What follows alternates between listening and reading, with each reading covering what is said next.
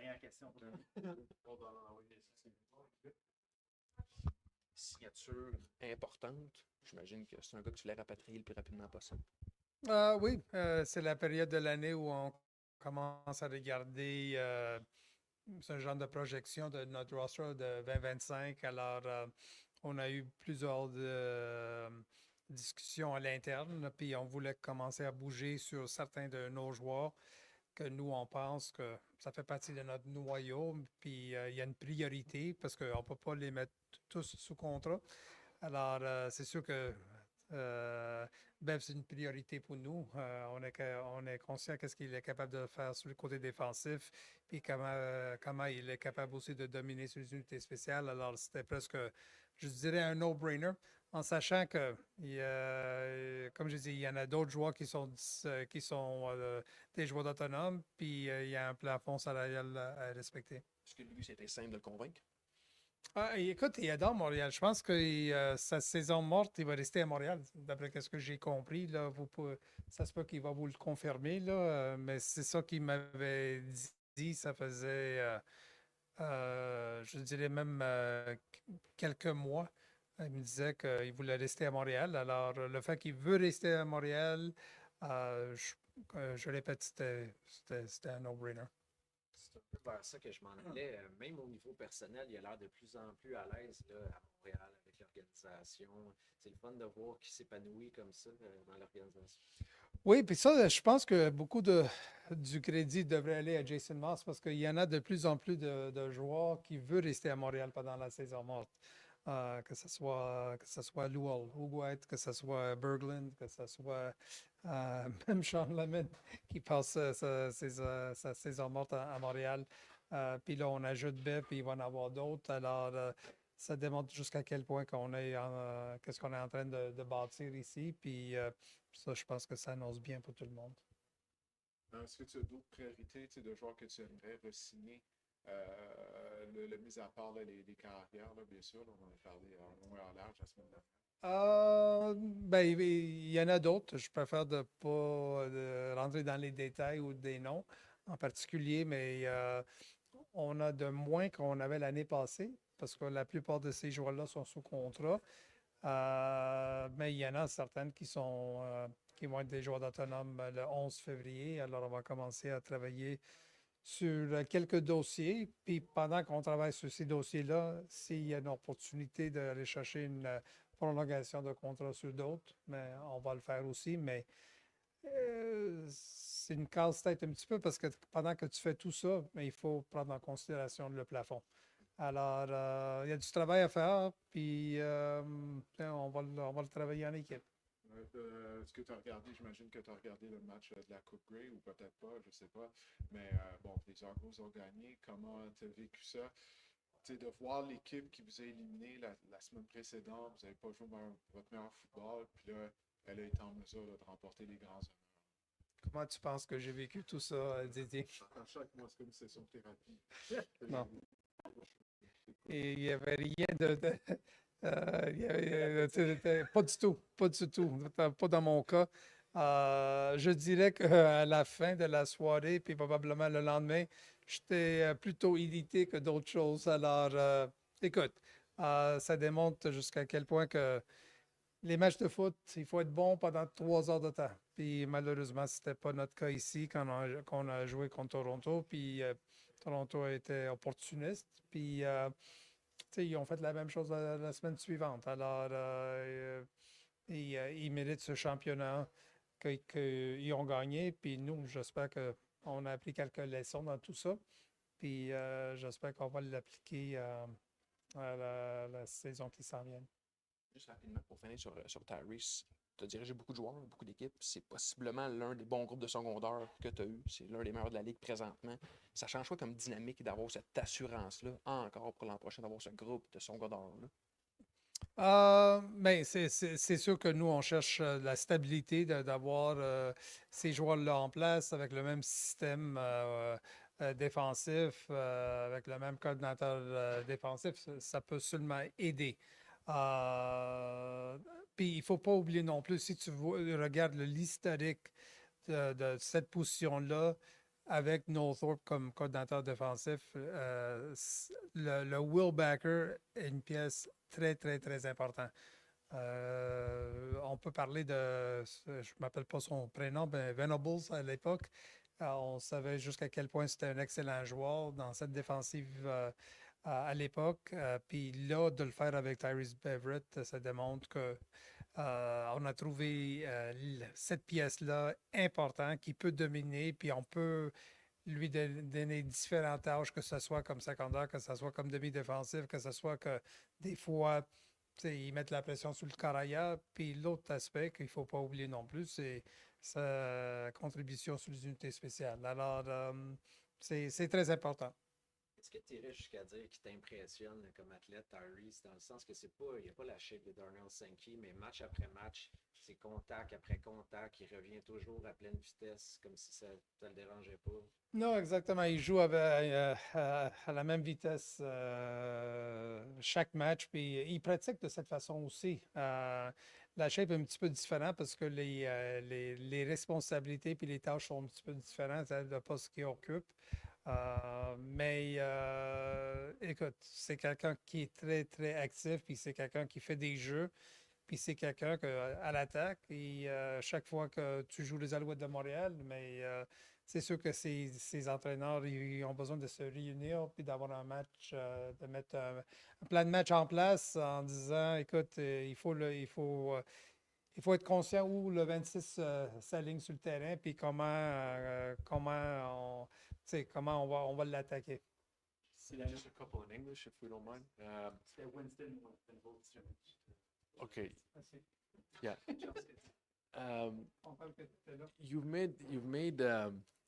made like a habit of signing players, extending players that are already under contract. We see that with a lot of key guys. Why is that such a big part of the way that you guys operate? Because I feel like it's not common in the CFL. Well, in my belief, the CFL, you can't depend on getting on or try to project to get on a 4 or 5 year run. There's no 4 or 5 year contracts. It's either 1 year, 2 year, or unless you're an entry level draft pick, then you got the luxury of having a third year added to the term.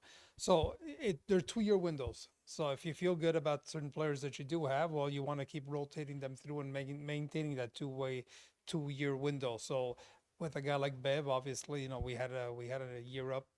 He was entering his last year of his contract in 25, and we feel pretty good where we're at with Bev and his contribution to our defense. So we wanted to re-up him and make sure that we are still able to provide that 2-year window. So that's the reality of our business. And as many as you can get under contract that you deem to be a foundation of your football team, and getting them in that particular window, then that's how you can get on a run per se. It's always impressive to me when you go and you check out a guy from was playing on another team on special teams only. You identify something and then you bring him to your city and then he just like explodes and becomes a star player. Can you take me through that with Bev? Like, when did you see it, and did you realize the evolution of the player would bring you to most outstanding player in the East Division 3 years later? Well, I always enjoyed watching him on teams. I mean, he played like his hair was always on fire, and he has the same mentality on the defensive side of the ball. So, I mean, in Hamilton, it was a unique situation because his contribution was primarily on special teams. He was playing behind Simone Lawrence, so he wasn't able to break the lineup. And then what we did is that we tied it in with some of the preseason games that he played in the NFL. I think he was with the Bengals, if I'm not mistaken, as a strong safety. So we watched him cover, we watched him come down, be in the box, make tackles, from tackle to tackle or on the perimeter. We saw an active player. Then we tied it in with his special teams contribution, that we saw how he was able to dominate with that facet of his game. And then we just tied it all together and connected the dots. And we said, now, can we find a position for him here in Montreal? And we were able to identify the wheelbacker position. And the rest is a credit to Tyrice, because he took it and ran with it, and he turned out to be the player that he is today. I know you're always just looking for good football players, but is there something that you like when you check out a guy who's come out of a small school like Stony Brook, not a football power per se, but is there just the history of all the players you've crossed, like the small school guys? Anything jump out at you about why they tend to succeed a lot this year? Yeah, it's just their competitive juices. It's just the fact that they've been probably overlooked and bypassed throughout their career. Maybe they didn't land those big time scholarships at those Power Five schools per se, and they land they land themselves elsewhere, and then they play with a chip on their shoulder. And that's Bev, and there's a lot of those guys that come from those schools that feel like they have something to play for, and they want to demonstrate how good they are and that they're worthy, and those are the ones that obviously we want to bring to Montreal because we want guys whose competitive juices are always flowing. What do you have lined up next couple of weeks? Like, what does it look like for you? Well, we still have some coaches that are whose contracts are still who are expiring that we'd like to re-up, and we're gonna keep plugging away at this 2025 roster. There's a few that are up here this year, or February 11th, I should say, that'll be eligible for free agency. So we're gonna try to target a few of those, and yeah, and then along the way, obviously, we have the quarterback situation that we're gonna have to address here in the next little while. So I'm sure we'll be busy here in the next little while. Merci, merci. PR guy, a free agent too, or Yeah. But we're not renewing. okay?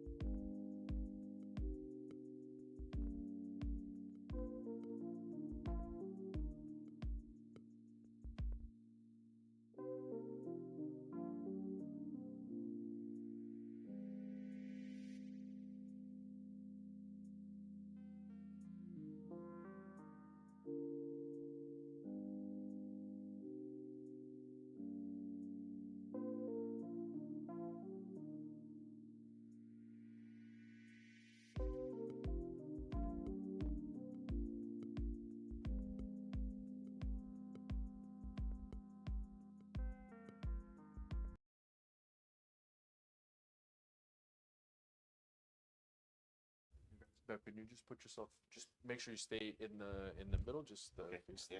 yeah.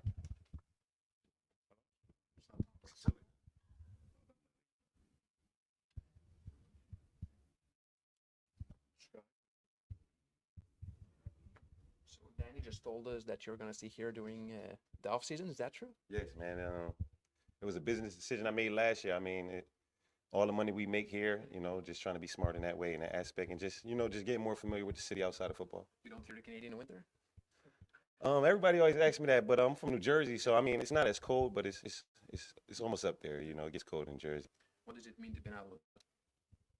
Man, it means a lot to me, man. I mean, this place right here just accepted me open arms since I got here, man. It was just nothing but love, and just allow me to become who I am today. You allow me to blossom to the star that some may say I'm becoming, and I don't take that for granted one moment. It seems like you're able to really fulfill your role of a leader, of really strong piece in the team. You're happy about it. Yes, I'm very happy. I started my career in Hamilton. I was a special team guy. Kind of as a special teams demon. But that's where I didn't want my career to just get put in a box. I always knew I had more to offer. Since I got here, they took a shot on me. I didn't have too much film to show for, but the few plays I made, they took a shot. I recognized them and took a shot at me. And ever since then, been uphill. I mean, what does it mean to you, to have the organization showing that, they have the trust in you, by giving you that contract extension, you know what I mean? Like, because in professional football, it's hard to find a home, it's part of the game, but that you have, that organization that's saying, all right, we trust you, we're rewarding you with a contract extension. What does it mean to you? Man, it means a lot, like you said, man. And being in pros, everybody knows it's hard, man. Nothing is guaranteed here, and the contracts only last up to about 3 years. So just for a team to show me that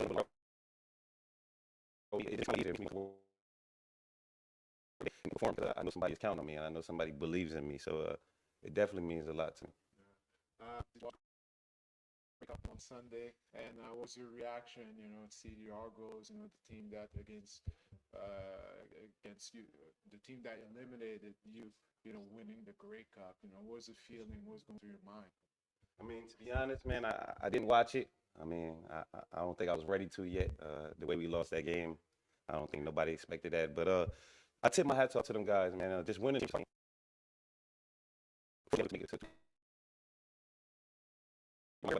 that never been there. So for them guys to go out there and execute, let alone that they lost their starting quarterback the last game, that's something big, man. That's really big, and I tip my hat off to them guys. Obviously, you came short this year. So as a group, what do you need to improve maybe to get to the next level next year? Just never getting complacent, man. It's not too much that we need to change. I mean, we had an awesome season throughout the whole season. It just came down to that one last game, and that's just football. It doesn't matter how good your season is. You have to execute at every moment, at every chance you have, and especially in the big games like that, because it's one and done. So, first year we was on a different end of that story. We was the underdogs. This year we was looked at like the top dogs. But just for us, is no matter what people view us as, we just got to come in with the same mindset, with the same approach, and just be willing to dominate everything. You're able to do almost anything on the field, but are you still able to improve? Do you think it's going to be possible over the next few seasons?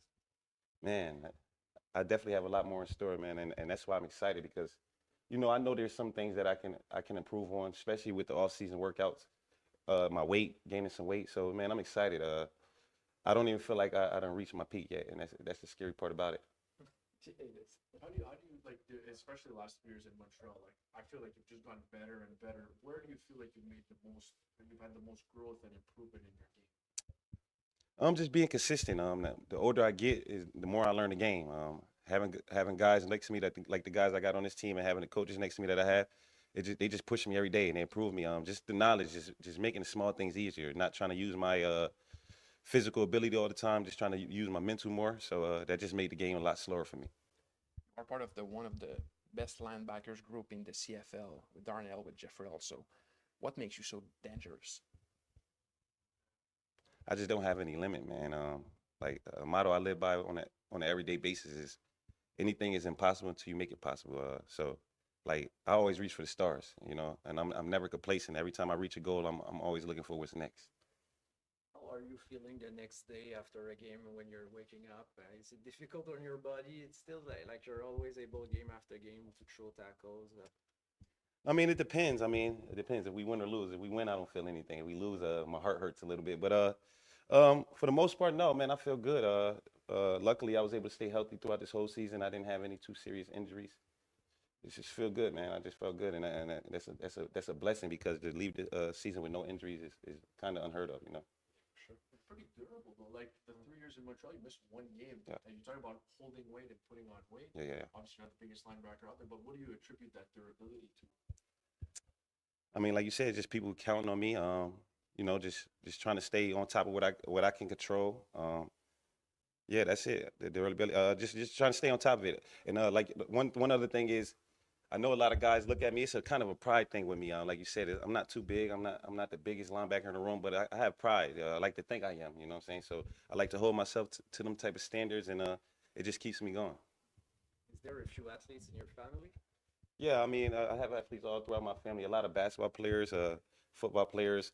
My mom is a big fan of sports. Since we were younger, all my sisters and brothers, she made every game. You're gonna make a first like nice purchase. What's the first purchase gonna be? Like dinner or something? Oh yeah, for sure. I'll get you some dinner. We can No, go out to not me, dinner. I'm saying No, we not all for good. me, for yourself. No, I'm never a self guy. I mean, honestly, everything I do is for my people. I mean, I got a text on my phone. My mom telling me how proud she is of me. That meant a lot to me. So I do everything for them. She's my why. They're the ones that keep me going every day. So a lot of things I do when I try to think of a reward, it would make me happy to include my family. Is this the happiest time of your life right now? Yes, for sure, man. I'm at an all-time high right now, man. It's a feeling I can't explain. Just everything in my life is going well, just especially with the football tip. And it's just, what more can I ask for? Merci, Tyrice. Thanks, Tyrice.